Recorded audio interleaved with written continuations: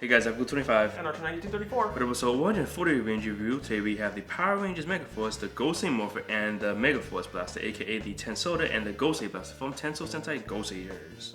So this is the Gosei Morpher, the transforming device that the Rangers use in the show. Now the funny thing about this is that this is actually the first time we actually had a different thing to a Morpher. Instead of being like a watch, a brace, or phone, or a buckle, we actually have a head.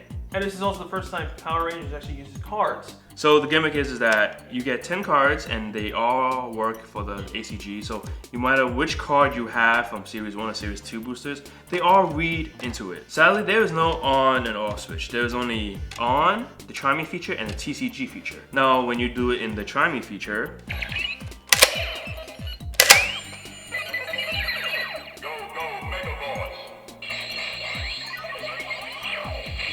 you keep pulling it back and forth, it'll say the same thing.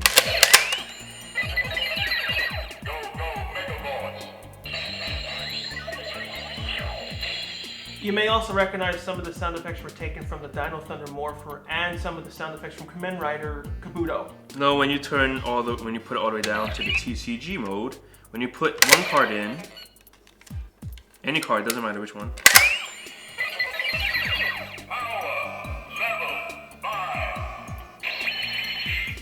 and you can keep cycling it, it'll change its power output.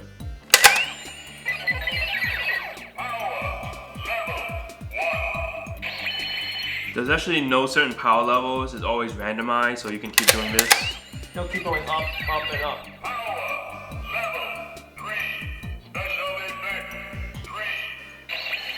So it doesn't matter which card you use, the power level is always different. It was always randomized, so there's no set like this card is level 5, the Megazord is like level 3, like that, it's always random. So when you put it on the basic mode,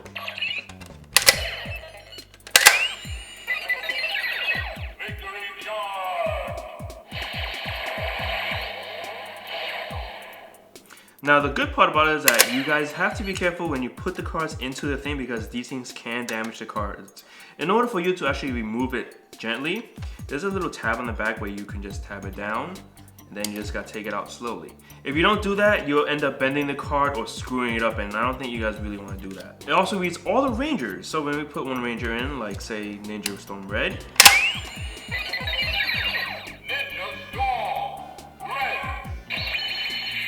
it reads all of them. Regardless which Ranger you put in, it will read all the Rangers, especially like the colors and whatnot.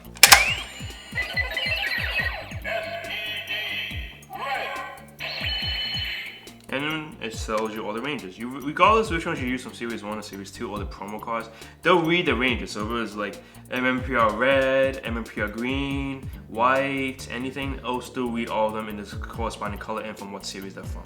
Now, the funny thing is that the Japanese cards are actually smaller than the American ones by a pretty good mile. The American ones do read them, but in order for you to do that, you just have to put it onto the side right here.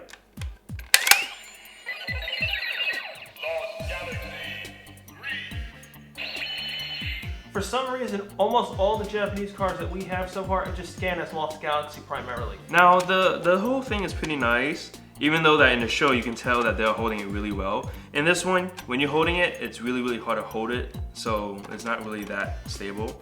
Now on the back, you're also going to see that there's almost like clips almost here that you can clip on, but they haven't done anything with it. Also on the back, they did include a small little ring, just like these that you've seen in the Power Rangers Samurai ones. You can actually just clip it on and put it on your belt or whatnot. It's actually pretty cool to actually still see that. So now this is the Tensouder. Now the Tensouder is the main ones that the Goseigers use. The interesting part about it is that when you push the button on and down, it says gotcha, and the lights actually turn red. So when we put a Gosei card in,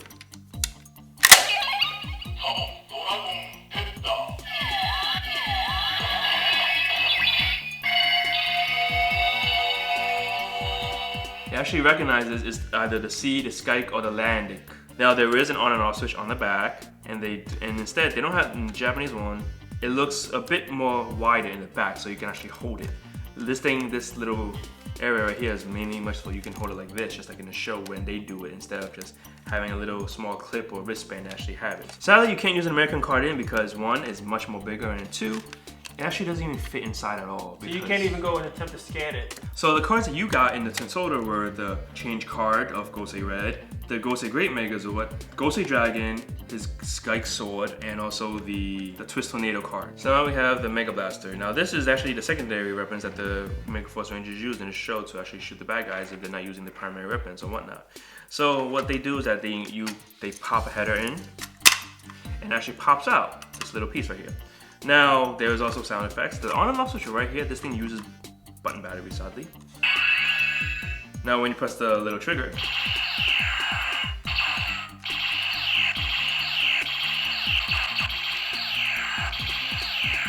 it's only the only sound effect. Now, the good part about this is that this gimmick is actually a shooting gimmick. So what you do is that when you press it down and you press the button on the bottom, it shoots the header out. Now, the good part is that it is still compatible with other headers.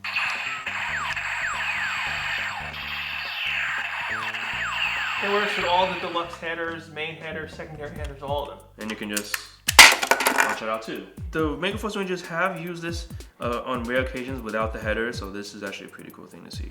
Now all the Mega Force stuff will have cards in for kids to, put in the Gosei Morpher. Now the card that you get inside is the Dragon Zord. Now the funny thing about this Dragon Zord is actually not like the Dragon Zord where you got in the Gosei Great Megazord. This one, the visors are closed, you can't move anything, and there's no eyes. There's like a little cannon right here that it pretends that it shoots out. But you can use the regular Gosei Megazord Dragon header on that, or vice versa. So now we have the Gosei Blaster, the ones that the Gosei uses. Now what's interesting about this is that it comes with two different headers, the Gosei Dragon and the Gosei Shock. Now both of them also have the visors closed. The on and off switch is actually on the back. You just turn it right, and it makes like some sounds on this side. When you push it in,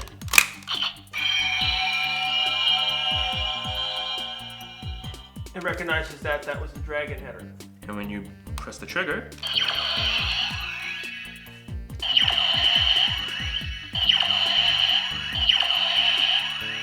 now to take off the header, you just gotta press the two buttons on both sides. And you can still use it as a regular gun. There's lights and sounds right here. Now when you put in the shock header, it recognizes a C try. So now when you press the trigger,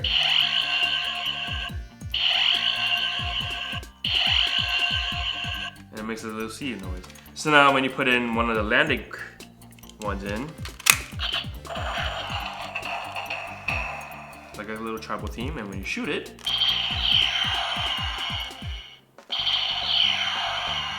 now you can put any of the Gosei headers in. When you go to the extra ones, they usually just recycle sound effects from the main ones. Also get is that you actually have a clip as well, both in the American and the Japanese one. You actually can, just clip onto your belt and hold like the Goseigers do on the sides. Now the card that you get inside the Japanese one is almost the same as the American, the Dragon header. It's a really cool gimmick to see, and I really like the fact that they have the different sound effects to the corresponding tribe that they use, so it's really nice to see that.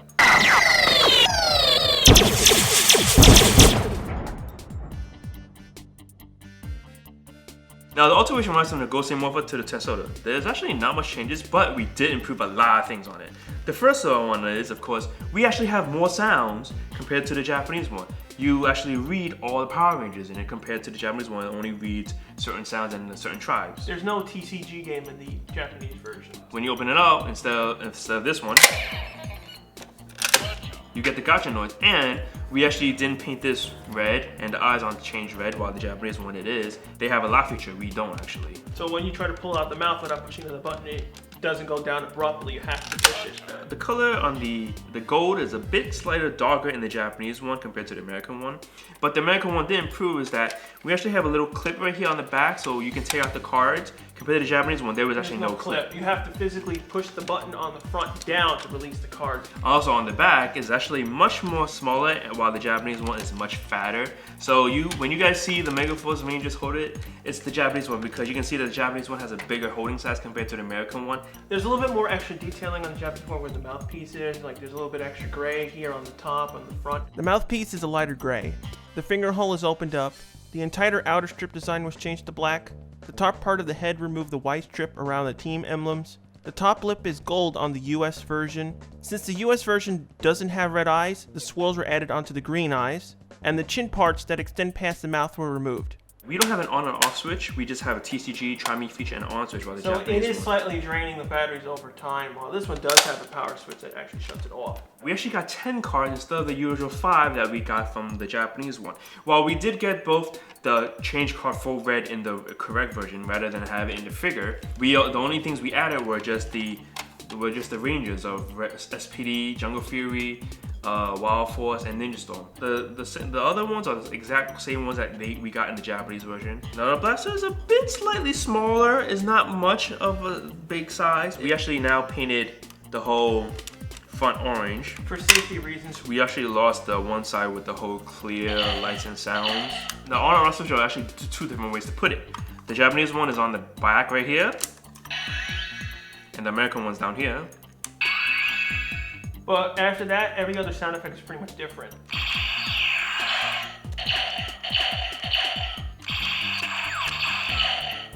In order for us to take out the headers, we have to push the bottom button. In the Japanese one, you have to put the 2 buttons on the sides to take it off. And also, we don't actually have a sound effect when we push the headers in. If you look inside the Japanese headers, they actually have special little points in order to actually recognize it, while the US ones drop that entire feature. It's similar to the idea how the head plates work in Dino Thunder. The Japanese one never had wheels on the Gosei header. And ours, we actually have wheels, so let kids roll around with it. And we never got the shark header. The Japanese one had both a shark and a dragon header included, while ours we only had this. So most of the orange has been changed color. Some of the detailing on the back has also been lost. The headers didn't shoot in the Japanese version. The trigger hoop is missing gold paint. The speaker area is missing the detailed design paint. The header's teeth aren't painted silver, and the top was filled in with silver and gold. We did include a holster for it, but instead it was not the same color as this. Ours was a gray and a black one for the Gosei Morpher and the Mega Blaster.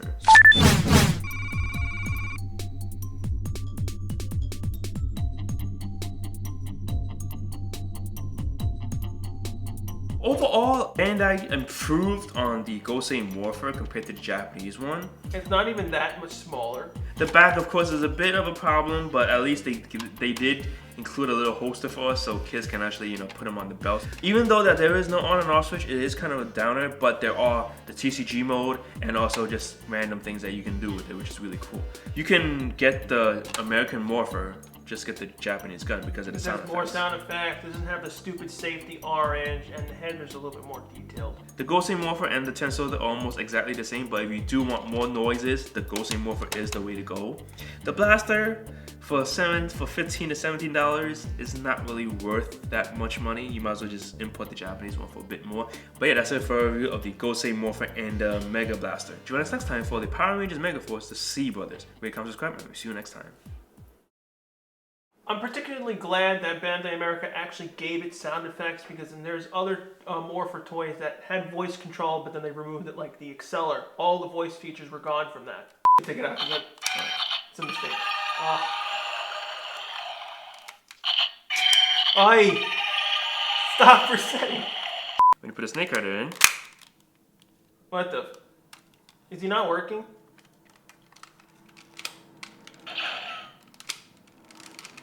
That's odd. Is he not?